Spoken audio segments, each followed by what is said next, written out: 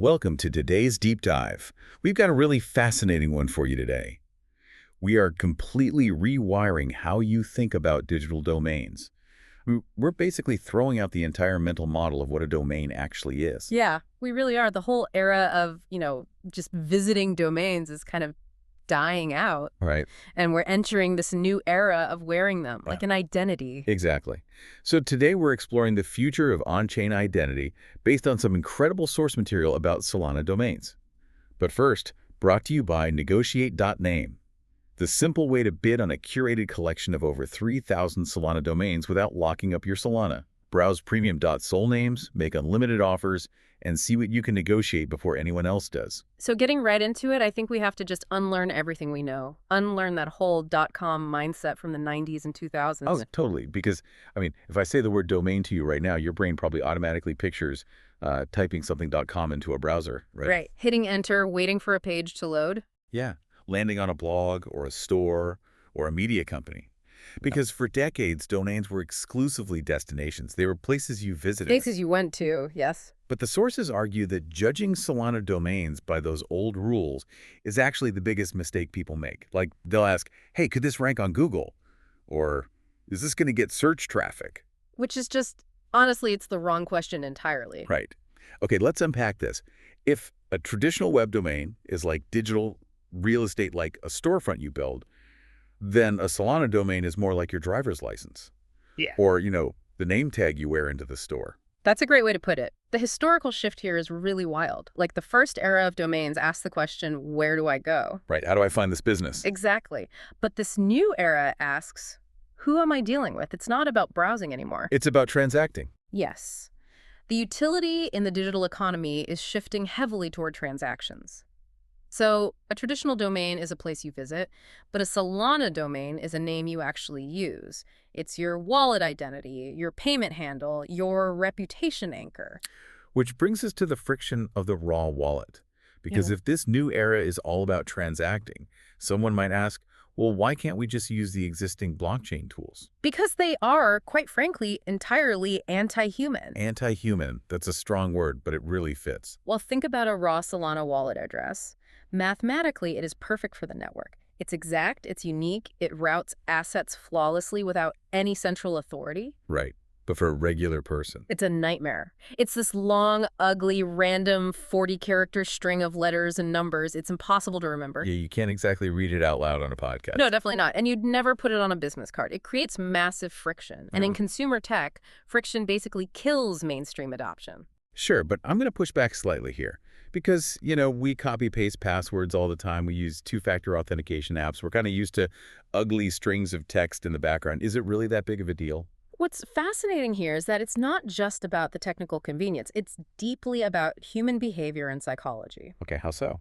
Well, asking a customer to copy-paste a long, random technical string just feels inherently risky. It feels unprofessional. There's this lingering anxiety of, wait, did I miss the last letter? Am I sending my money into a black hole? Oh, man.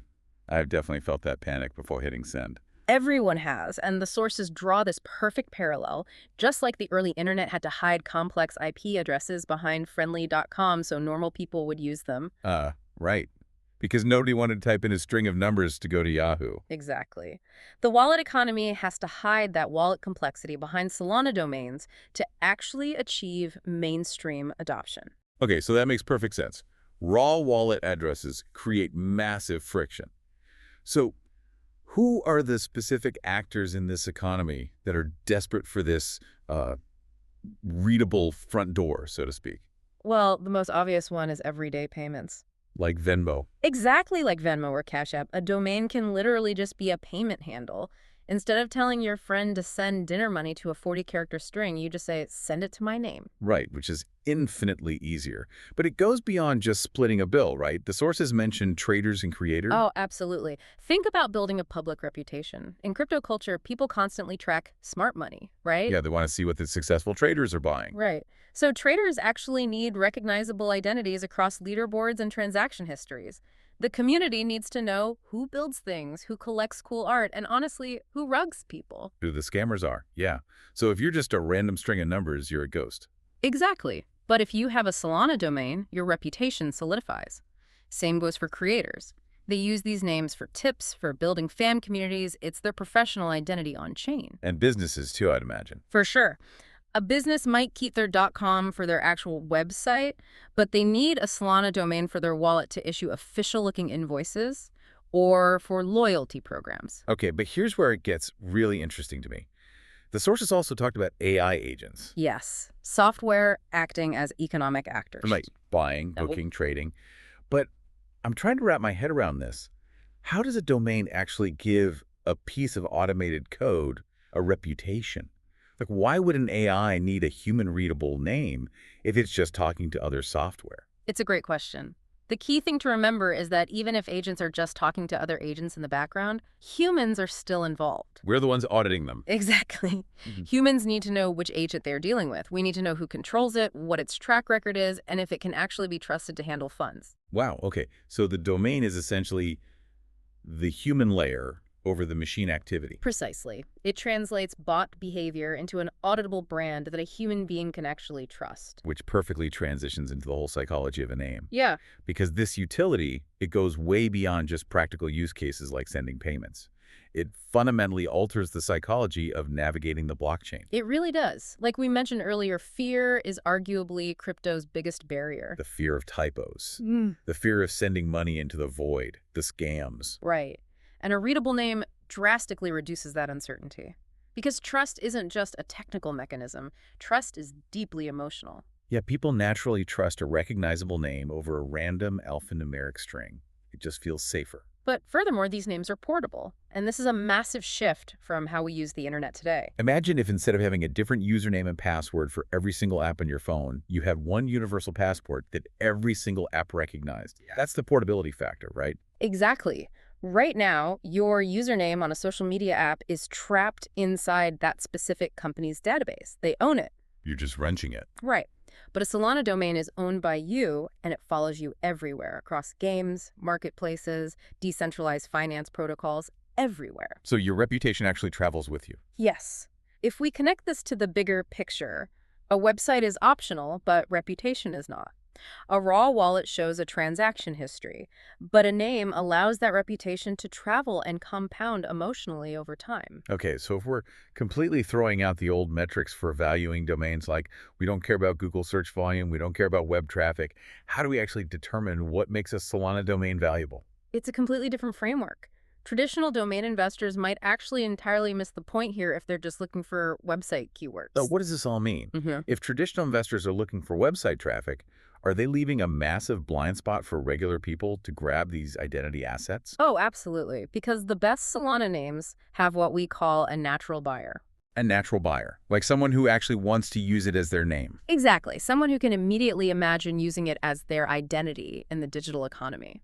So what are the key valuable categories then? Well, first you have short names. 3 letters, 4 letters. They're incredibly scarce. And they're easy to type on a phone. Right. They just feel premium. Then you have first names. Alex, Sarah, Mike. Those are pure identity assets. Because everyone wants to own their own name. Exactly. The natural buyer intent is through the roof. Next, you have payment verbs. Like words related to sending or tipping. Yeah. Pay, send, escrow, swap. They describe the action you're taking with the wallet. Oh, that makes sense. If an app wants a memorable handle for their tipping feature, a verb is perfect. Right. And finally, category names. Broad terms tied to gaming or music or cars. But again, not to build a website about cars. No, to serve as an ecosystem hub, a community label. The old rules, keeping it short, clear, memorable, they still apply, but the application is entirely different. You're judging the value by whether the name works in the open. Right, like on a leaderboard or in a payment flow or spoken out loud on a podcast like this one. Exactly. You're pricing identity, not real estate. But, okay, we have to look critically at the reality of this adoption because we've explored the immense potential. But is this a guaranteed outcome? It's never guaranteed. We definitely have to look at both the bear case and the bull case here. Right, so let's start with the bear case. What if this just doesn't work out the way we're predicting? Well, the bear case is that these names might just stay optional. Like a niche feature for hardcore crypto people. Exactly. Apps might stubbornly decide to just create their own siloed usernames, exactly like Web2 did. Businesses might just avoid on-chain payments completely because of regulations. And so that ugly 40-character wallet address might just remain the norm. We just learn to live with the clunkiness. Right. The friction stays and mainstream adoption stalls. That's the bear case.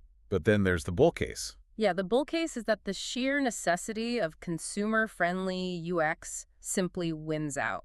Because it has to, right? Think about it. Would you rather memorize a 40-character string or just type in a simple name? Exactly. As payments become more common, and as AI agents need these verifiable identities, users are simply going to refuse to deal with raw addresses anymore. They'll demand the friendly front door. This raises an important question, though. The fundamental bet here isn't whether names are better than random strings.